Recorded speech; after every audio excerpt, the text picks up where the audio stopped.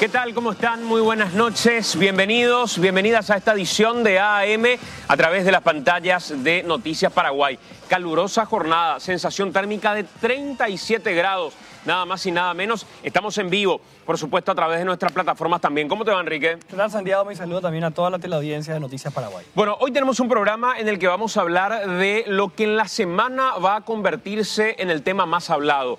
Si al menos no aparece alguna cuestión de urgencia, podríamos decir, Enrique, que ya viene arrastrando, de hecho, una serie de publicaciones y tiene que ver con esto. Una semana clave porque se definen las relaciones, más que personales, comerciales y operacionales entre Horacio Manuel Cartes Jara y Darío Messer. Este hombre, el último que viene siendo investigado por el Brasil desde ya hace mucho tiempo, desde operaciones que se dieron con su propio padre, Morco Messer, pasando por Banestado, pasando por lo más reciente probablemente, que es el Mensalão, y de ahí ya otras operaciones también, como el caso de Odebrecht o el caso del Lavallato.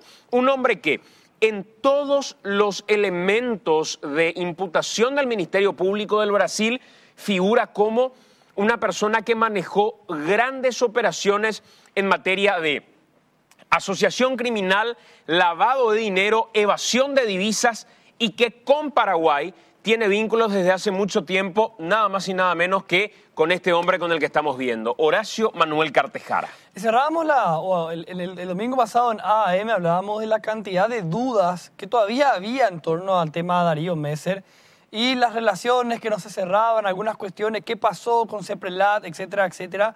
Hablaba aquí el senador Querey diciendo, todavía no sabemos esto, tenemos dudas sobre esto y esto. Sin embargo, tras las declaraciones de la semana, en algunos casos contradictorias, se fueron aclarando varios aspectos. Fue por allí una mujer que se llama Raquel Cuevas a declarar ante la comisión.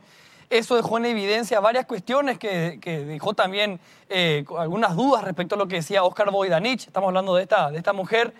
Fue convocado Horacio Cartes y no fue a declarar, argumentando su senaduría, al menos vitalicia, que es parte de lo que dice este documento inclusive, ya con sus parlamentarios también protegiendo, criticando cada vez más duramente a los miembros de esta comisión como para tratar de embarrar la cancha y evitar la presencia de Horacio Cartes, la comisión que dobla la apuesta y vuelve a convocar a Horacio Cartes a declarar.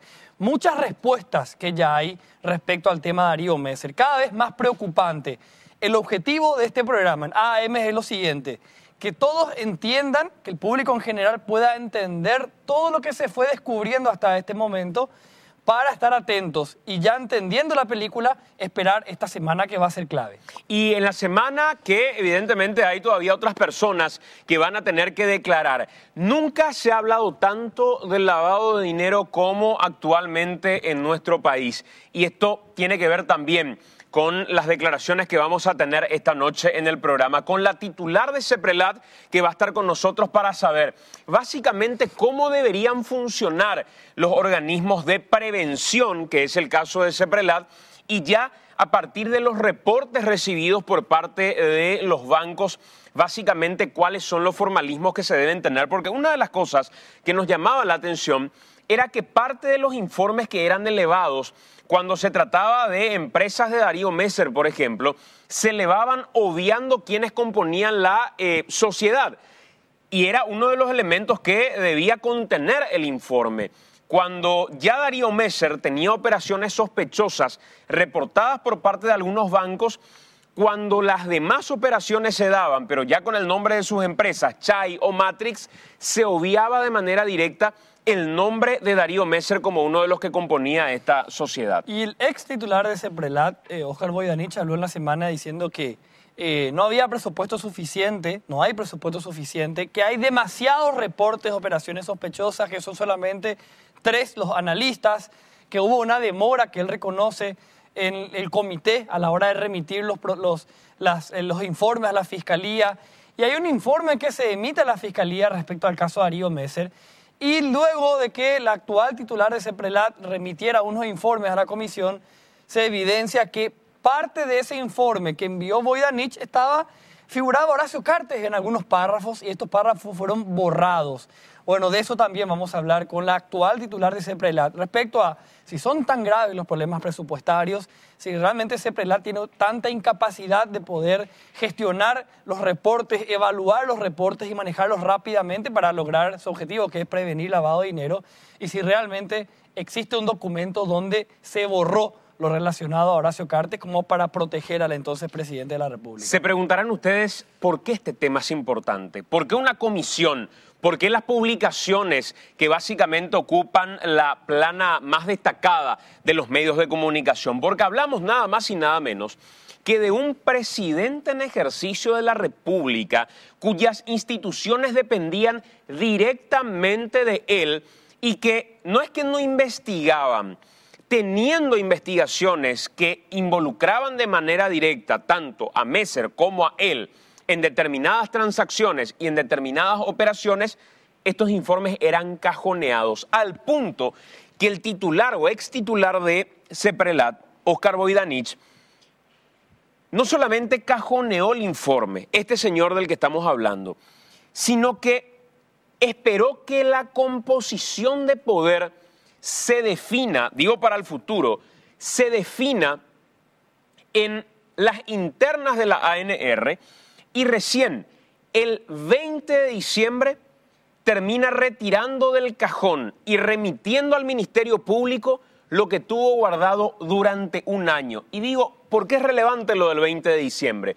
Porque a esa altura ya se tenía definido que en la ANR el candidato de Cartes, Santiago Peña, no sería el que compita por la presidencia de la República. Y ojo, hoy también esta noche va a venir el presidente de esta comisión, el senador Rodolfo Friedman, y nos va a hablar un poco de esa fecha, 20 de diciembre, porque me dicen que hay serias sospechas respecto a documentos que tal vez tuvieron la fecha modificada inclusive. Así como se ha modificado el contenido, también hay presunciones de que las fechas fueron modificadas. Eso también vamos a preguntar a este integrante de la comisión y a las personas que manejaron estos documentos, porque 20 de diciembre aparece como la fecha del análisis, del cierre de las remisiones, pero hay documentos que llegaron recién 4 meses después. Y hoy también nos va a acompañar en esta edición de AAM el periodista Chiqui Ábalos, una persona que ya desde hace mucho tiempo viene publicando situaciones que tienen que ver con las empresas ligadas a Horacio Cartes, las operaciones irregulares de estas empresas y que ya menciona en trabajos anteriores de investigación los vínculos con Darío Messer. Chiqui de alguna manera nos va a permitir entender un poco más lo que en macro probablemente estamos viendo desde historias que están documentadas respecto al expresidente de la República. Y Chiqui Ábalos, que había escrito un libro en el año 2012, en plena campaña, hablaba de un candidato a la presidencia, Horacio Cartes, y mucho de lo que se publicó en ese momento va cobrando fuerza con lo que se está descubriendo ahora en esta comisión. Así que también es un hombre que sabe mucho de estas relaciones comerciales de Horacio Cartes, de Darío Messer, desde sus orígenes, y nos va a estar hablando también de eso. Sí, señor. Esto, por supuesto, lo vamos a desarrollar en breve. Tenemos un material para compartir con ustedes. Uno de los materiales que nos pone en contexto, Enrique, de lo que pasó durante este tiempo. Lo que fue revelado a través de esta comisión de investigación y lo que va a ser una semana que resulta clave para esta investigación. Totalmente. El objetivo, decíamos, es que se entienda, que entendamos dónde está ahora la historia para llegar hasta el hilo, hasta el punto actual y a partir de ahí entender todo lo que va a ocurrir en la semana.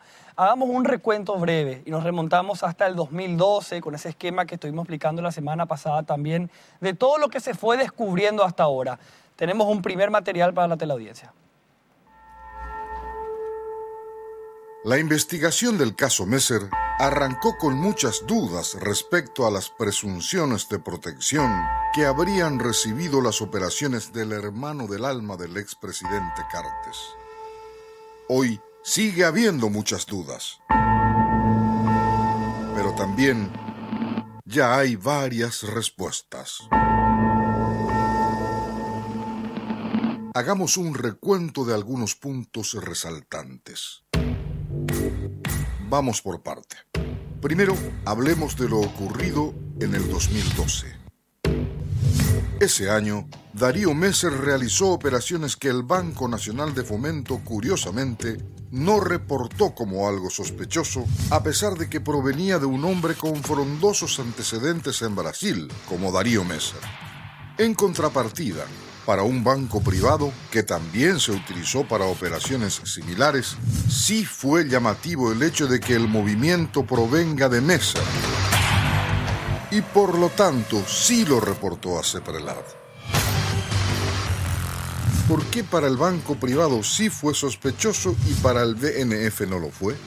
Y segundo, ¿qué hizo Sepprelat con ese reporte del banco privado? El solo hecho de que Darío Messer tenga vínculos con esas empresas que hacían esas operaciones ya era causal de lanzar un reporte de operación sospechosa, tal como lo hizo el banco privado, pero lo ignoró el BNF. Pero además, hay otros elementos que se consideran sospechosos, que el BNF pasó por alto. Una de esas cuentas era de la empresa agroganadera Chay S.A., que empezó a recibir dinero de Luxemburgo e Islas Vírgenes, dos paraísos fiscales. Además, eran fondos destinados a una casa de cambios. Un momentito. Una agroganadera recibiendo plata de paraísos fiscales para invertir en una casa de cambios. Claros indicios de lavado de dinero que los bancos tienen la obligación de reportar a Sepprelat. El banco privado lo hizo, el BNF lo ocultó. Vamos ahora a la parte más importante de este escándalo. Para el año 2015, Darío Messer tenía en el Banco Nacional de Fomento más de 44 millones de dólares a través de Chay S.A. y Matrix. Tanta plata cuyo origen no se puede justificar en poder de alguien con antecedentes en Brasil es muy difícil que no haga sonar ninguna alerta. Bueno, salvo que el jefe del banco sea tu hermano del alma. De todas formas, la situación se hacía cada vez más insostenible. Había que empezar a mover la plata. Oportunamente, el gobierno saca a la venta bonos del Estado. Aparece Casa de Bolsa Puente, una empresa donde trabajó el padre de quien vendía esos bonos, el exministro de Hacienda, Santiago Peña. Es así que de esos 44 millones de dólares de Messer en el BNF, se depositan 10 millones de dólares a una cuenta de un banco privado, y de ahí a Casa de Bolsa Puente. Con eso se adquieren los bonos del Tesoro. Ese movimiento de dinero de origen desconocido por fin generó un reporte de operación sospechosa del BNF y se notificó a Sepprelat. Desde ese momento, la pelota pasa a estar en la cancha de Óscar Voidanich. El reporte estuvo en la Sepprelat desde el 2015 y recién en el 2018, cuando el escándalo ya era conocido por los medios de comunicación, se notificó a la Fiscalía. ¿Por qué se demoró tanto? Voidanich sostuvo que, en primer lugar, los analistas son pocos y tiene poco presupuesto. Los bancos remiten demasiados reportes para lavarse las manos. Una vez que pasó este primer paso, llegó el comité.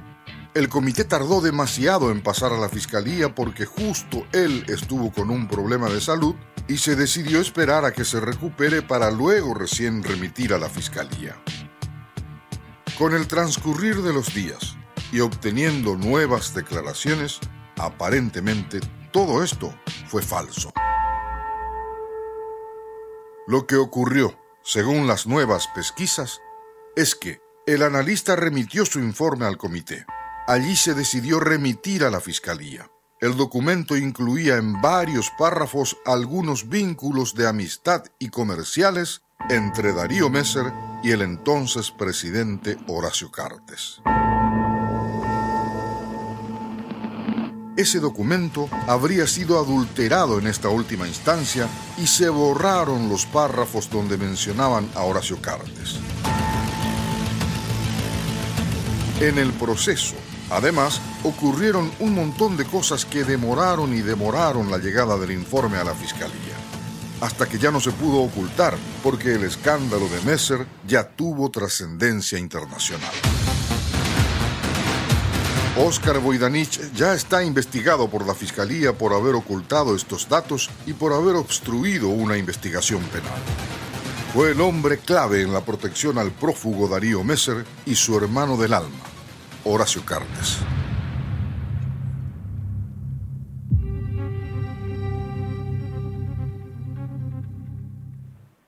La titular de CEPRELAT está con nosotros en esta edición de AM. ¿Qué tal, María Epifanía González? ¿Cómo estás? Gracias por venir. Muy buenas noches, Santiago. Un placer estar en tu programa. Gracias por acompañarnos.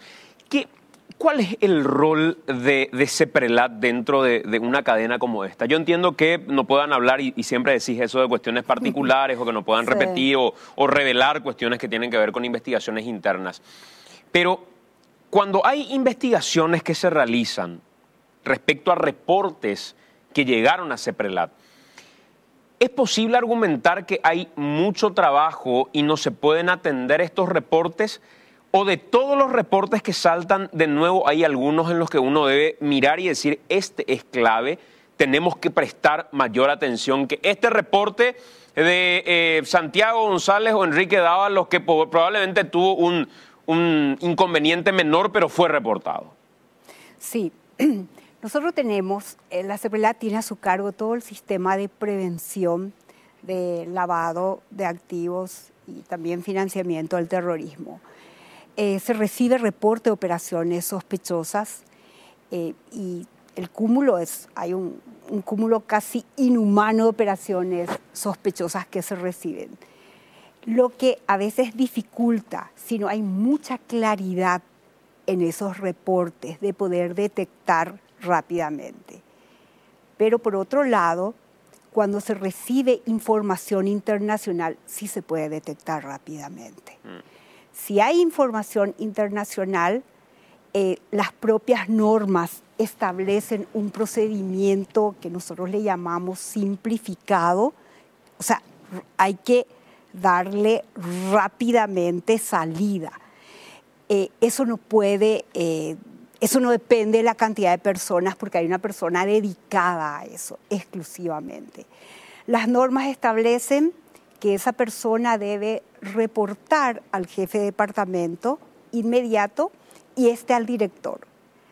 La norma no establece que esa información debe ir al ministro, pero de hecho es una información demasiado importante y en mi caso en particular, yo sí establecí como un procedimiento que me tienen que dar a conocer en esos casos en que hay una información importante de carácter internacional, donde ya hace referencia, y más si hace referencia al lavado de dinero. Eso es una alarma que sí o sí no hay forma, aunque hayan dos personas, es una alarma que suena y que uno tiene que escuchar. Claro, porque de buenas a primeras me resulta lógico pensar, no sé cómo funciona el sistema de alarmas de CEPRELAT respecto al registro de operaciones sospechosas, pero de buenas a primeras me da la sensación que debería existir una forma de todo el cúmulo de información que se recibe,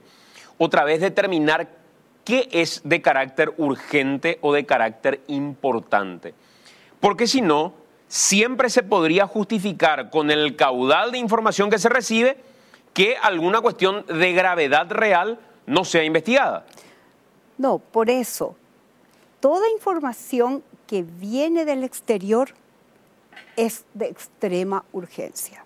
Es de extrema urgencia. Y esa información, sí, aunque hayan 2 o 3 personas, se puede identificar rápidamente. O sea, puede haber confusión cuando los sujetos obligados no informan correctamente. En este caso en particular, tuvimos en el 2011, hubo un sujeto obligado que realmente yo siempre digo que es uno de los reportes, uno de los mejores reportes que yo vi, que ya había alertado. Y es lo que nosotros le llamamos operación reporte. No recuerdo el nombre exacto, pero es como una operación fallida. Cuando el sujeto obligado, atendiendo los riesgos que ellos evalúan, decide no abrir la cuenta a una persona. Lastimosamente que ese reporte entró en el cúmulo de reportes, porque eso podía haber sido una alerta muy, muy importante. Nosotros estamos trabajando, esperamos que antes que termine el mes de diciembre, que eso nos podamos diferenciar ese tipo de reporte. Y luego están los reportes, para mí, los internacionales, esos son fundamentales. Y respecto a Messer, ¿se tenían informaciones internacionales? Se tenían informaciones internacionales. ¿Desde qué año? Se tenía. 2016, noviembre del 2016. Habían informaciones internacionales muy valiosas. ¿Cómo cuáles? Bueno, no puedo hablar, pero le puedo decir que sí había información y de hecho lo tiene la Fiscalía, ¿verdad? Entonces, esa información es lo que yo le llamo y que está en la norma, que en ese caso ya hay que ir con un procedimiento abreviado. ¿Qué significa ir rápidamente a la Fiscalía con esa información? O sea, y luego se puede hacer una información ampliada. Es lo que establece la norma. En mi caso en particular, de hecho, esa es la directriz que recibieron los de la Dirección de Análisis, porque el ministro no recibe los reportes. Yo no veo que entra. Puede estar entrando una información muy valiosa tuya y yo no lo veo. Bueno, pero a ver, sí hay ocasiones en las que el ministro puede intervenir de manera directa. Si supiera que existe un informe que se reportó a CEPRELAT, evitando que ese informe sea elevado al Ministerio Público, porque la CEPRELAT termina siendo un órgano de prevención, pero con la responsabilidad de reportar al Ministerio Público si estas operaciones sospechosas reunieran las características como para quedar a disposición del Ministerio Público, o ese ya es un trámite de banco que reporta a Fiscalía en sí. No. Nosotros construimos los casos, podemos ser proactivos o reactivos. ¿Qué significa ser proactivo? Generar nosotros los casos. Como recibimos un cúmulo de información, reporte de operaciones sospechosas, reporte de operaciones, tenemos acceso a varias bases de datos abiertas, cerradas, podemos construir un caso. Ese caso elevamos al Ministerio Público, porque nosotros como CEPRELAT lo que tenemos que es satisfacer las necesidades operativas del Ministerio Público, de manera que ellos puedan proseguir con su investigación. O reactivos cuando el propio Ministerio Público nos dice investiguen esto. Entonces, reaccionamos ante un pedido del Ministerio Público. De hecho, es muy bueno que el ministro no vea los reportes de operaciones sospechosas, porque somos personas políticamente expuestas, ¿verdad? Entonces, es muy importante esa división de que sean los analistas y los directores que vean eso. Pero tratándose de información internacional, es muy importante, en mi caso en particular, no puedo decir qué sucedió en ese momento, si el ministro tuvo conocimiento o no de esa información importante que ocurrió en el 2016. En mi caso, sí, yo solicité a la dirección que todo lo que venga, información internacional, me comuniquen inmediatamente. No puedo decir si el ministro tuvo o no conocimiento, pero que la Dirección de Análisis sí tuvo conocimiento. A mí me gusta hablar con la verdad porque creo que es lo que corresponde y está muy manoseado el nombre de la CEPRELAT en el sentido, bueno, no se cumplieron los procedimientos. Yo creo que si la CEPRELAT pudo informar al Congreso es porque existe esa separación de poderes, digámosle, internamente, ¿verdad? Porque si no, no podríamos nosotros haber informado al Congreso que tenemos un informe archivado que es diferente al informe que está en el Ministerio Público. Nosotros fueron los funcionarios los que descubrieron ante una solicitud que recibimos de la comisión. Entonces lo que hicimos nosotros, lo que hice yo como autoridad, es pedir a cada dirección que revise qué tenían sus archivos. ¿Y cómo ustedes notaron que el informe que tenía originalmente la comisión de investigación o que tenía el Ministerio Público no era el mismo que tenía CEPRELAT y que habían borrado la participación o las menciones hechas al expresidente de la República, Horacio Cartes? Nos llamó la atención la expresión de la directora de análisis, por lo que ella dijo. Porque bueno, uno tiene que tener una mente hasta maquiavélica para pensar que lo que está archivado no es igual, ¿verdad? O sea, la diferencia está en un párrafo.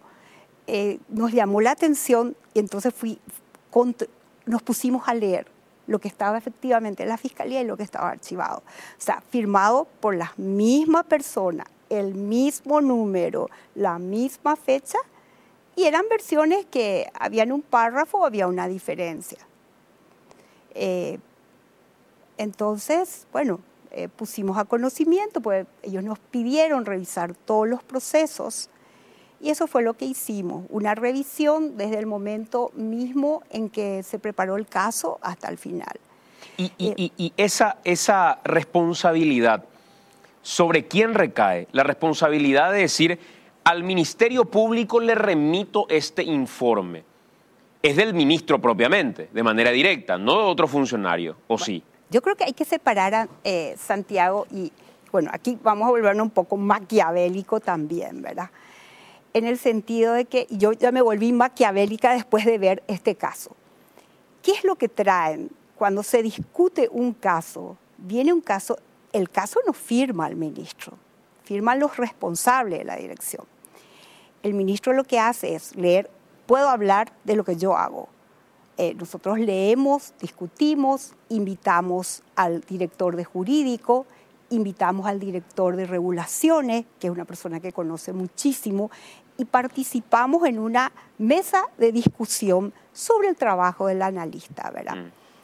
Cuando nunca es para disminuir, siempre es para ampliar. Bueno, miren más, revisen más información y luego el analista y la dirección, o sea, la dirección de análisis termina su informe. Ellos firman. El ministro lo que hace es firma una nota donde presenta. Yo le decía a los funcionarios, a partir de ahora me van a meter el sobre frente a mis ojos, porque el ministro firma la nota, después se hace el embolsado, porque eso como es una información muy reservada. ¿Qué pasa si en el camino me cambian a mí el informe? Yo no voy a saber. Entonces, a modo de chiste, yo les digo, a partir de ahora el embolsado y todo me van a hacer en mis ojos, para que yo tenga la certeza absoluta de que la nota que yo firmé es la que acompaña el informe que yo vi y que fue firmado, ¿verdad? Convengamos que esa es una manera muy... no sé si inocente, pero es una forma sí, muy benevolente de pensar respecto a la responsabilidad que pudo haber tenido Voidanich. La responsabilidad sobre todo cuando queda muy claro que había no solamente un informe en el que CEPRELAT hizo la vista gorda, sino que una serie de elementos como la declaración de Raquel Cuevas, donde ella dice, acá me sacaron y me diluyeron la posibilidad de seguir investigando algo que tenía elementos como para ampliar la investigación y todavía con mayor gravedad. ¿O no te parece que...? Yo creo que a mí me gusta hablar con la verdad. El informe, si vamos a hablar de responsabilidad, yo creo que en diciembre del 2016 ya tenía que haberse remitido ese informe. ¿Por qué? Por los elementos que tenía y que debía haberse comunicado a la Fiscalía y luego, posteriormente, se podría hacer un informe ampliado. Es lo que yo hubiera hecho al recibir una información internacional. Se pasó un informe a la Dirección Jurídica en junio del 2017. Ese informe no tenía varios elementos muy importantes que sí lo señaló la dirección jurídica. Había actores relevantes que tenían que estar en el informe y que hoy están imputados. Algunos de esos autores no estaban en el informe. ¿Y no estaban en el informe porque CEPRELAT no quiso que estén? No. Estamos hablando de la cronología del informe. ¿Qué significa la cronología? Que la dirección de análisis termina el informe, un borrador. Ese borrador pasa a la dirección jurídica en junio del 2017. Jurídico tardó hasta noviembre del 2017 para dar su dictamen y solicita que amplíen el informe. El informe está fechado, creo que 27 de diciembre, ¿verdad? Y se amplía con lo solicitado por la dirección jurídica. Ahí pasó un plazo muy importante, porque ¿qué es lo que uno puede hacer? Enviar el informe en diciembre del 2016 con los elementos, que habían elementos demasiado importantes, y luego hacer el ampliado. De hecho, los puntos señalados por jurídico, porque aquí hay que ser sincero, y a mí me gusta ser sincera sin defender a nadie. En diciembre se termina el informe, ahí hubo un lapso de diciembre a abril. Yo pedí a mi secretaría privada, digo, ¿dónde está donde entró ese informe que haya entrado en la oficina del ministro? No hay registros, ¿verdad? De que se cajoneó, se cajoneó. ¿Dónde se cajoneó? Es el tema. O sea, alguien tiene que demostrar. Yo creo que aquí el tema es, uno, es ver por qué hay dos informes, porque no importa que se refiera, se puede referir a la persona de limpieza también. O sea, más allá es, o sea, ¿por qué hay dos registros? Eso sí, como CEPRELAT nos interesa saber. De hecho, el área jurídica va a empezar su trabajo conjuntamente con la Fiscalía. Bueno, ¿qué pasó? ¿Qué pasó ahí? ¿Por qué se tiene un registro con las mismas personas firmando ese documento y lo que está en la Fiscalía difiere de lo que se tiene en el archivo? Número dos, hay correos que demuestran que en el mes de marzo del 2018, por el informe, terminó en diciembre del 2000, o sea, está datado de que es del 27 de diciembre del 2017. Pero hay correos internos que pasamos justamente por... Yo le dije a todas las direcciones, acá tenemos que ser bien sinceros. O sea, todo lo que esté en el registro, bueno, vamos a tratar de ver qué es lo que hay. Y hay donde todavía se discute sobre la comisión. ¿Y qué fecha tienen estos correos? Marzo. O sea, que es muy posterior a la fecha que culminó. Entonces son varios correos que vienen y van, ¿verdad? Después también hay un memorándum donde en diciembre piden para que se trate, noviembre o diciembre, no recuerdo, donde pide que se trate en la comisión el caso. Hay dos memos de la misma fecha, firmado por la misma persona. En una figura una de las empresas y en la otra ya no está. Entonces, pero tiene la mismísima fecha, es el mismo memorándum. Entonces, son situaciones anormales. Yo no quiero calificar, porque yo creo que eso le corresponde a la Fiscalía. La Fiscalía ya hizo una solicitud de informe en mayo del 2018, donde hizo la consulta a la CEPRELAT. Sí, ¿por qué se tardó? Hay una respuesta de la CEPRELAT. La comisión, de hecho, no hay registro en la CEPRELAT de que la comisión se haya reunido. Y en honor a la verdad también, porque escuché que decían, bueno, se eliminó la comisión. La comisión se eliminó según un acta que también enviamos después de que se envió el informe. Y se eliminó a raíz de que una de las personas que participan en la comisión dijo, que en ese entonces era directora de jurídico, dijo, bueno, pero yo ya doy mi dictamen, ¿por qué tengo que formar parte de la comisión? En el acta la discusión es por qué ella debe formar parte de la comisión. Y no se habla de eliminar la comisión, y ahí se decide eliminar la comisión. Pero fue a raíz de la moción de esa persona, pero ya el expediente se había ido. Enrique tiene una consulta para sumar también en esta noche. Enrique. Sí, solamente respecto para contrastar un poco lo que está diciendo el actual titular de CEPRELAT con lo que dijo el ex titular de CEPRELAT, Oscar Voidanich. Él decía, primero, que la lentitud para remitir estos informes a la Fiscalía se debía a varios aspectos. Primero, el poco presupuesto, el hecho de que son pocos los analistas y que son demasiados los reportes de operaciones sospechosas. Incluso hay algunos reportes que él llamaba reportes pilatos, cuando los bancos por cualquier cosa ya notificaban como para lavarse las manos. Y también decía que muchas veces la Fiscalía exigía muchos detalles a CEPRELAT a la hora de recibir un reporte, que no siempre aceptaban los informes cuando tenían pocos detalles y que esas eran las causales por las cuales hubo tanta demora.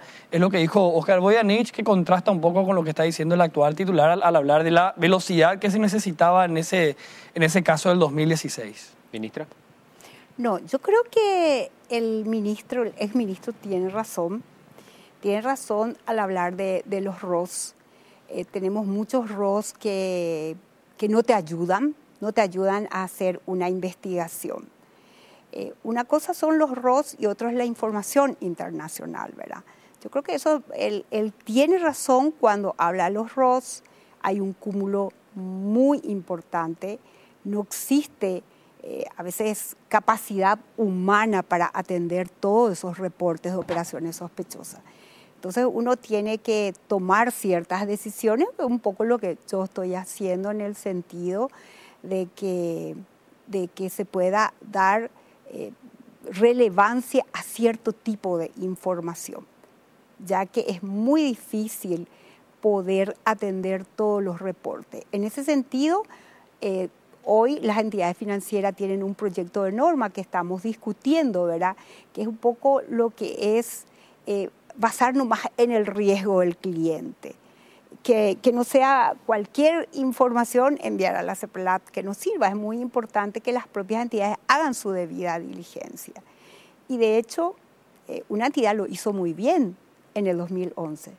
Por eso rechazó operaciones, ¿verdad? Entonces, yo creo que la CEPRELAT, de hecho, necesita reforzar. Nosotros tenemos, en eso tiene razón el ministro, tenemos obligaciones que superan la capacidad, porque no solamente estamos en el sistema de prevención, sino también somos los coordinadores nacionales, ¿verdad? Y como coordinadores nacionales de este sistema, el trabajo es hasta casi inhumano, todo el trabajo que se hace en la CEPRELAT.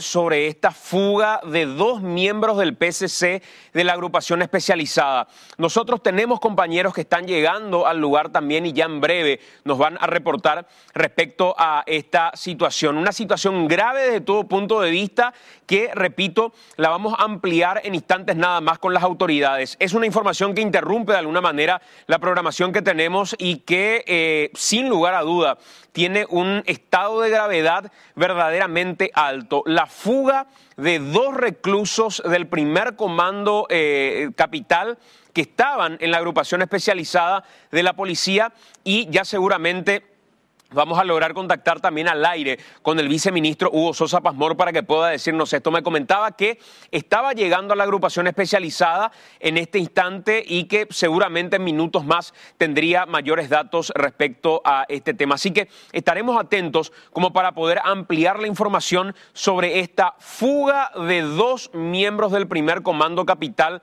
de la agrupación especializada. Viceministra, esto definitivamente interrumpe parte de nuestra agenda.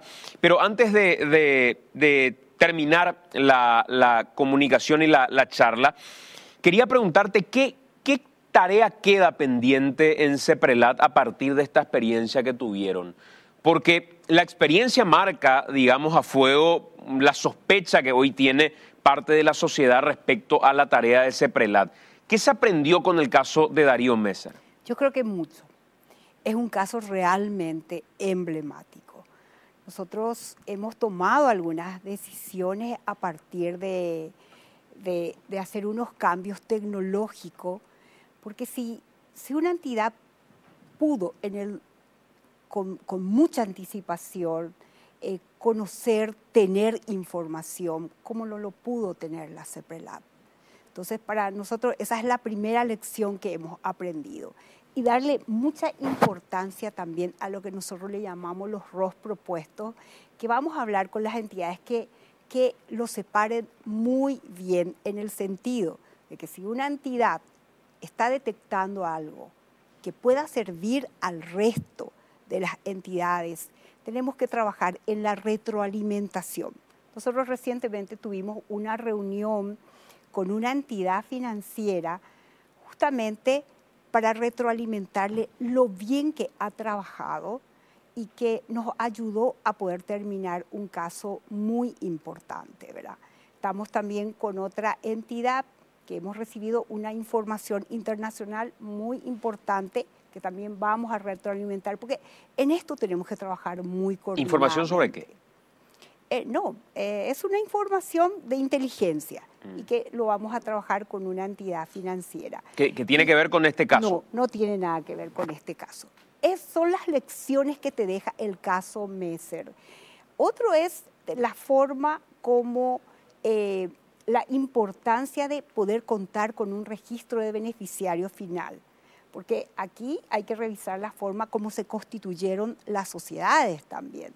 Nosotros hoy no tenemos un registro de beneficiario final, cómo se han dado los aportes de capitales. O sea, son las lecciones que te deja un caso internacional, porque el caso Messer es un caso internacional, no es un caso solo de Paraguay. El caso Lavallato ha golpeado a varios países.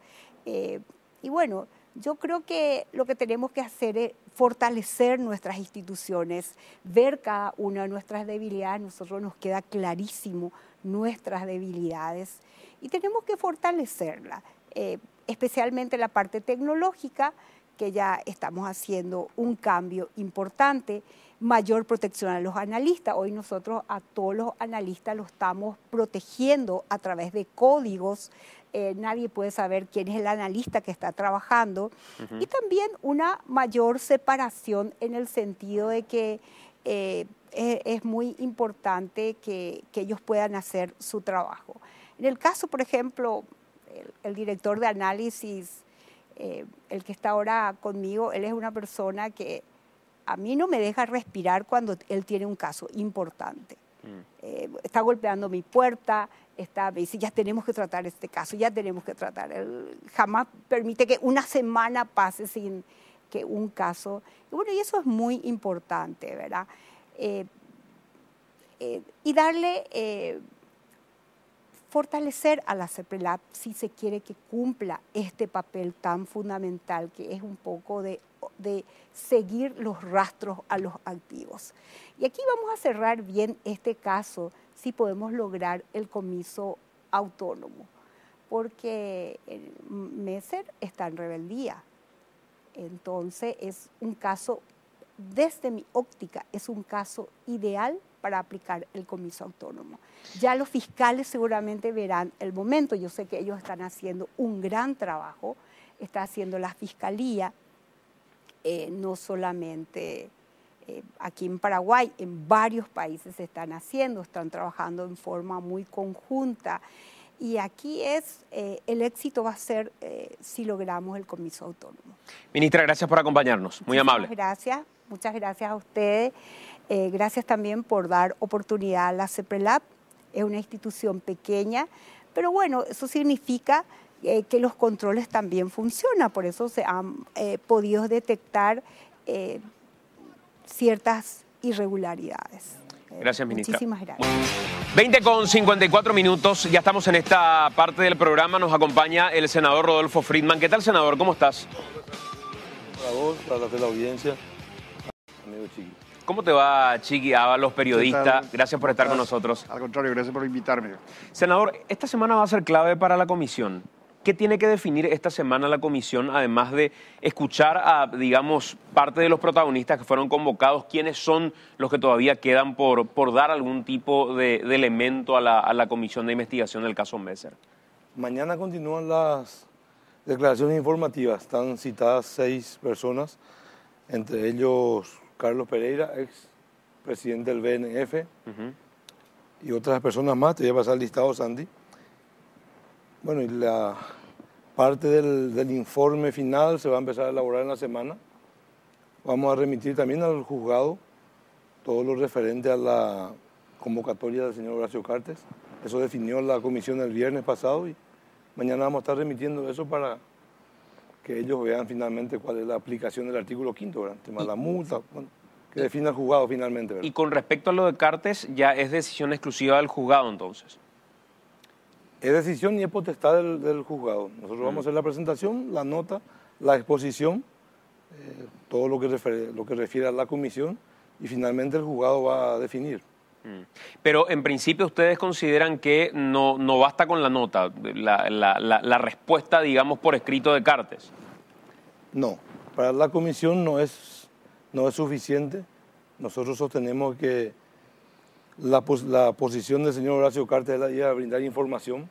Este no es un ámbito penal ni un ámbito civil, así que no rige los fueros ni lo de contestar por escrito o que un juez vaya a su domicilio particular o de trabajo, como normalmente ocurre con cualquier parlamentario, ¿verdad? Pero finalmente tampoco podemos tomarnos atribuciones que no nos correspondan, así que el juez va a definir. Nosotros no creemos, reitero, Santi, que esto no es jurisdiccional, o sea, no es civil ni penal, es una declaración informativa. Chiqui, esto explota ahora, Sí. pero sin embargo, mirando parte de los antecedentes que venías investigando, recopilando desde hace tiempo, el vínculo de Cartes con operaciones de este tipo no es nuevo. No, evidentemente no. Eso se remonta ya a la relación que existe entre Cartes y Messer, que se supone es de 1986 aproximadamente, un año después de la evasión de divisas, en que se conocen, incluso Cartes va a Brasil, a Río de Janeiro, a conocerlo a Mordjo Messer, al padre de Darío. Hay un hecho también importante que muestra la relación entre ambos, que en 1987 Messer hace su presentación en sociedad en el Paraguay con Cartes para el casamiento del hijo del jefe de policía, Brites. Y en esa cena, en la mesa principal, estaba sentado Cartes con Brites, Cartes prófugo. Entonces, el que era el director de los asuntos jurídicos del Banco Central del Paraguay, Gorostiaga, lo reconoce en el grupo a Cartes y le pide a un policía que lo detenga porque él tiene la orden de captura. Claro, estamos hablando de 1987. ¿Qué haría el pobre policía con un invitado especial en ese momento? Así que, y de ahí en adelante viene una relación muy larga y que se prolonga a través de un montón de operaciones, ¿verdad? Chiqui, me estabas comentando y me estabas diciendo, ya voy a volver enseguida hasta la agrupación, que los antecedentes respecto a Cartes, inclusive en muchos casos ya los tenías publicado, sí. y hoy mirando un poco el libro y hojeando de nuevo, veías que era parte ya de la publicación de este libro de La Otra Cara de HC.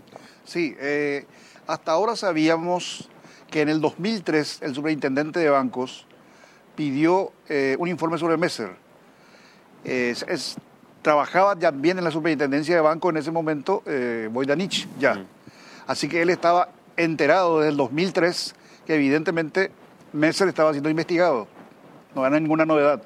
Pero ahora encontré un documento que es de 1996, en que el superintendente de bancos le envía una nota a su correspondiente de Brasil para pedirle información y para alertarle sobre ciertos movimientos que estaba haciendo el Banco Mambay ya desde el primer semestre de 1991.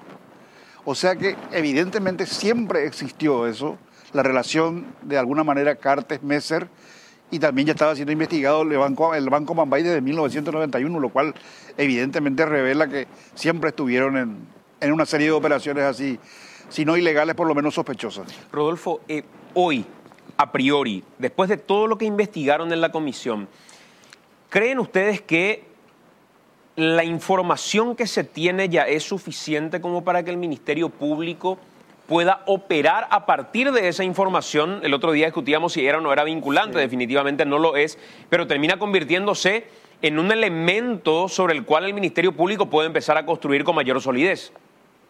Con respecto al fondo de la cuestión, no, Santi. Hay todavía mucho por hacer. De hecho, hay un tiempo todavía hasta el 3 o 4 de abril. Con respecto a lo que ocurrió la semana pasada, sí. Yo no te puedo decir quién hizo, pero la comisión tiene documentos claros, categóricos. No es que estamos llegando a una conclusión, o pensamos, o nos imaginamos, o nos contaron. O sea, hay documentos que señalan claramente que hubo una operación de encubrimiento dentro de la CEPRELAB. ¿Quién es el responsable? Yo no te puedo decir. Pero hay documentos que va de Secretaría General, creo, al comité. 23 de noviembre, 14:37. 14:52 va el mismo informe, o sea, el mismo pedido al comité sin el caso Messer. Mismo número de memorando, misma fecha. 15 casos a ser tratados. 15 minutos después, no sé qué habrá pasado. Alguien le llamó, repensó la jefa, no sé.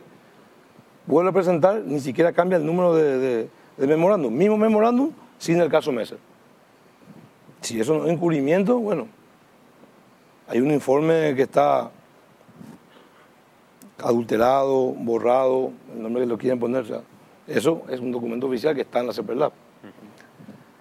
Hay otros informes no menos importantes que también tiene la CEPRELAB. Nosotros vamos a presentar todas las fiscalías en esta semana, porque no podemos tampoco, independientemente de la comisión, somos senadores de la Nación. O sea, formalmente van a hacer una denuncia ante el Ministerio Público. Vamos a hacer formalmente. Si no lo hace la comisión, lo va a hacer algún senador, porque es un documento que tenemos, o sea, a la vista, de un probable delito, probable, ¿verdad? Entonces tenemos que por lo menos comunicar al Ministerio Público y que vea qué es lo que ocurrió. Yo no le voy a acusar a nadie, reitero, pero te aseguro que hay un encubrimiento ahí, con documentos, o sea, no porque me imagino, no, con documentos. El famoso comité que habla el exministro de la CEPRELAB, que en su declaración dijo, bueno, que congeló más o menos el expediente, jamás se trató el caso Messer en el comité, nunca se trató. Te lo digo documentalmente, jamás se trató. Entonces, hay un encubrimiento y hay unas... Eso es así, Santi, con toda la documentación que hay con respecto a otros temas no menos importantes. Así que vea la Fiscalía. Chiqui, por último, después de todo el tiempo que ya vienen teniendo estas investigaciones y estos datos respecto a Cartes, Messer y compañía, ¿vos tenés alguna expectativa de que ahora sí, en manos del Ministerio Público, esto pueda generar algún tipo de resultado? Bueno, yo creo que el mayor mérito de la comisión justamente es haber sacado a luz lo que ya sabíamos de alguna manera o lo que sospechábamos. Así que es un elemento demasiado importante y que creo que gracias a la comisión y probablemente también a la prensa y a la opinión pública a través de las redes y demás cosas, se consiguió lo que nunca había ocurrido, imputarlo a Voidanich, que evidentemente tiene una responsabilidad enorme y tiene que explicar demasiadas cosas.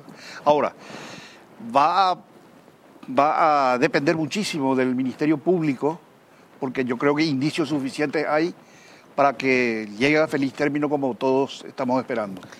Hay un tema, Santi, yo te quiero decir, porque en los últimos días permanentemente recibo ataques de todos los artistas. Yo entiendo la preocupación y entiendo el modo operandi de ellos, pero Rodolfo ni ningún miembro de la comisión tiene la culpa de lo que dicen los documentos. O sea, que buscan a Voidanich, no sé, a algún funcionario de la CEPRELAB, pero o sea, el ataque que recibimos, Santi, es como si fuera que estamos, no sé, atentando contra la vida de este señor. Lo que nosotros decimos con documentos es que se operó dentro de la CEPRELAB para encubrir el informe que está en la Fiscalía donde se lo menciona a Horacio Cartes. Eso no hay forma. Rodolfo puede ser lindo, feo, delincuente, gordo, alto, flaco. No hay forma de desmentir. Que eso sea un delito o no, que esté mayormente involucrado, menormente involucrado el señor Cartes, es un tema del Ministerio Público. Pero yo te digo, se operó con documentos. Se metieron pedidos de tratamiento en el comité, se volvieron a retirar, modificaron los informes donde se lo menciona a Horacio Manuel Cartes Jara.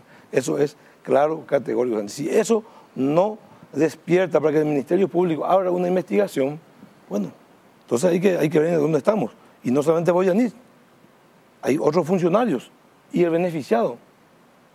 O sea, no puede ser que todo esto se haga para beneficiar a una persona, porque no se sacó el nombre de Messer, no se modificó un informe de Messer. O sea, lo de Messer capaz se haya tratado de guardar, pero no se modificó. Donde se modifica el informe es donde dice Horacio Cartes.